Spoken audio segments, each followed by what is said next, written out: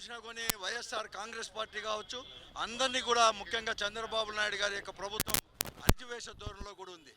మరీ ముఖ్యంగా తాడిపిత్తుల్లో 2 సంవత్సరాల నుంచి ఒక ప్రత్యేకమైన పరిస్థితులు కూడా నెలకొన్నాయి.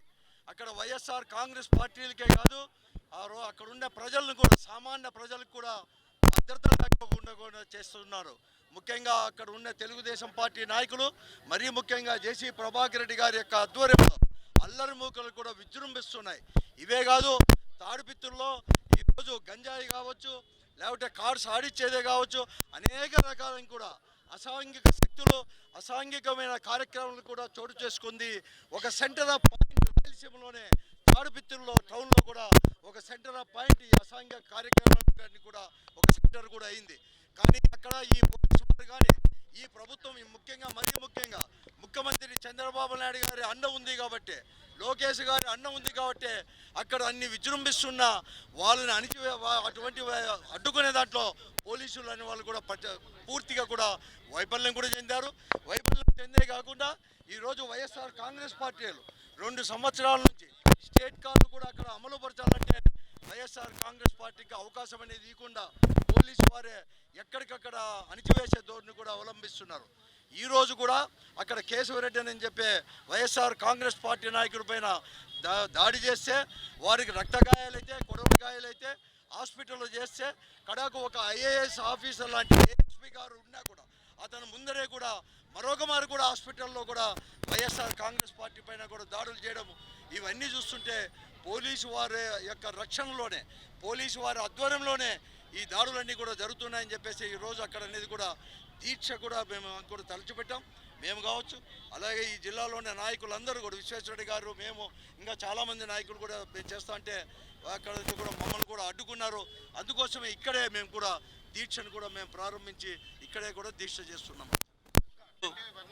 ఎందుకు ఇంత హంగామా చేస్తూ ఉందో మాకు అర్థం కావడంలా, రోడ్డుల్లో వచ్చి కూర్చునే పరిస్థితులు ఎందుకు కల్పిస్తూ ఉందో మాకు అర్థం కావడంలా. మేము చెప్పింది ఒక్కటే, తాడిపత్రిలో ప్రజాస్వామ్యం లేకుండా పోతూ ఉంది. కనీస ప్రజాస్వామ్య హక్కులు లేకుండా, కనీస రాజకీయ హక్కులు లేకుండా చేస్తూ ఉన్నారు. మేము గాంధీ విగ్రహం దగ్గర మౌన దీక్ష చేస్తామన్నాం. పోలీస్ స్టేషన్ ముందే ఒక లాయర్ పైన వైఎస్ఆర్సీపీ సానుభూతి పర్ర పైన కొడవలతో దాడి చేశారు, రాళ్లతో దాడి చేశారు.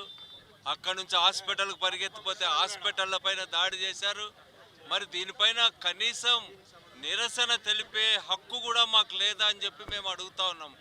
మేమేమైనా గ్రామానికి అక్కడ ముట్టడించమన్నామా? కేవలం దీక్ష చేస్తామని చెప్పినాం. అది కూడా గాంధీ విగ్రహం దగ్గర దీక్ష చేస్తామంటే గాంధీ విగ్రహాన్ని అంతా కూడా ఈరోజు చుట్టుముట్టినారు పోలీసులు. మా పార్టీ ఆఫీసులోకి 100 మంది లోపలికి వచ్చారు. అసలు పార్టీ ఆఫీసుల్లోకి మీరు ఎట్లొస్తారని చెప్పి నేను అడుగుతా ఉన్నా. ఎక్కడ చూసినా కూడా పోలీసులు మోహరించినారు. ఉదయం లేచేలోగా అందరినీ హౌస్ అరెస్ట్లు అన్నారు. ఎక్కడి దగ్గర దిగ్బంధం చేశారు. ఎందుకు ఇంత దారుణంగా ప్రవర్తిస్తూ ఉన్నారు? మీ రాజ్యం ఎన్ని రోజులు నడుస్తుందని అడుగుతా ఉన్నా. ఈరోజు కృష్ణలంక విజయవాడలో ఏం జరుగుతూ ఉంది? విచ్చలవిడిగా ప్రవర్తించినందుకు సాయి కృష్ణ అనే వ్యక్తిని లాకప్ డెత్ చేసినందుకు మిమ్మల్ని ఏమైనా గవర్నమెంట్ కాపాడగలుగుతుందా? ప్రజలు విజృంభిస్తే ఎవడు తప్పు చేసిన వాడు తప్పించుకోలేడనే దానికి ఈరోజు విజయవాడలో జరిగినటువంటి ఘటన. ఈ రాష్ట్రంలో పోలీసు రాజ్యాంగం నడుస్తూ ఉంది. క్రాంతి కుమార్ అని ఆయన దళితుడు, పాపం పోలీసు వేధింపులు తాళలేక ఆత్మహత్య చేసుకున్నాడు. అదేవిధంగా మన పక్కనే ఉన్న కర్నూలు జిల్లాలో బదినేహాల్లో గంగమ్మ అనే ఆమె ఈరోజు లాకప్ డెత్లో మరణించిందనేటువంటిది అందరూ కూడా చెప్తా ఉన్నారు. మరి ఇంత దారుణంగా మీరు ప్రవర్తిస్తే మేము అంగీకరించమని చెప్పి చెప్తా ఉన్నాం. ఈరోజు ప్రభాకర్ రెడ్డి గారు ఒకటే చెప్తా ఉన్నారు, మీరు పెద్దారెడ్డి లేకుండా దీక్ష చేసుకోండి అంటాడు. మీరెవరు మాకు డిక్టేట్ చేయడానికి అని చెప్పి నేను అడుగుతా ఉన్నా. మా అధ్యక్షుడు పెద్దారెడ్డి గారిని ఇన్ఛార్జ్గా పెట్టాడు. మా పెద్దారెడ్డి గారిని ఇన్ఛార్జ్గా కొనసాగుతూ ఉన్నాడు. ఆయన ఉండకూడదంటే మీ పార్టీలో మీరు ఉండకూడదని మేము చెప్తే మీరు తప్పుకుంటారా అని చెప్పి నేను అడుగుతా ఉన్నా. మీరు ఈరోజు చదువు లేదు, దుర్మార్గులు అని చెప్పి చెప్తా ఉన్నారు వాళ్ళని, పెద్దారెడ్డిని, వీళ్ళందరినీ. మీరు చదువుకొని ఏం లాభం అని చెప్పి అడుగుతా ఉన్నా. అనాగరికుల్లాగా ప్రవర్తిస్తూ ఉన్నారు. ఇష్టం వచ్చినట్టుగా వీడియోల ముందు మాట్లాడుతూ ఉన్నారు. ఎవడెవడినైనా మాట్లాడొచ్చి దేశంలో. ఈరోజు చూసాం మోడీ గారి పక్కన ఇంకో ముఖ్యమంత్రిని పెట్టి, ఆడ ముఖ్యమంత్రిని పెట్టి ఫోటోలు ఇస్తూ ఉన్నారు. ఎవడెవడినైనా తిట్టొచ్చు, అదేం పెద్ద విషయం కాదు. మేము కూడా 100 బూతులు తిట్టగలము. అది సంస్కారమా అని అడుగుతా ఉన్నా. సంస్కారయుతంగా ప్రవర్తించండి అని చెప్తా ఉన్నాం. మీరు ఎట్లయితే నేను వైఎస్ఆర్కి వ్యతిరేకం కాదంటున్నారో, మేము కూడా ప్రభాకర్ రెడ్డికి వ్యతిరేకంగా కాదు ఇవన్నీ చేస్తున్నది. మీ అప్రజాస్వామిక విధానాలకు వ్యతిరేకంగా ఒక పార్టీని తాడిపత్రిలో ఉండకుండా చేస్తా అని విర్రవిగే మీ దురుసు వైఖరికి వ్యతిరేకంగా మేము ఈ కార్యక్రమాలు చేస్తూ ఉన్నాం. ఈరోజు మేము తాడిపత్రి పోయి దీక్ష చేస్తే మీది ఏం పోతుందని అడుగుతా ఉన్నా. పోలీసులు ఇక్కడే అరెస్ట్ చేస్తారా? ఎవరింటి దగ్గర, వాడింటి దగ్గర. ఎవరిని అరెస్ట్ చేయాల్సింది మమ్మల్ని? కొడవలితో రమేష్ రెడ్డి అని ఆయన్ని దాడి చేసినటువంటి వాళ్ళ, అనేక అరాచకాలకు పాల్పడుతున్న వాళ్ళన ఈరోజు పెద్దారెడ్డి ఇంటి చుట్టూ ముళ్ళ కంచె వేస్తున్నారు. ఇల్లు దాటకూడదని డిక్టేట్ చేస్తున్నారు. ఇదేమైనా తాడిపత్రిలో ప్రత్యేక రాజ్యాంగం ఉందా అని చెప్పి నేను అడుగుతా ఉన్నా.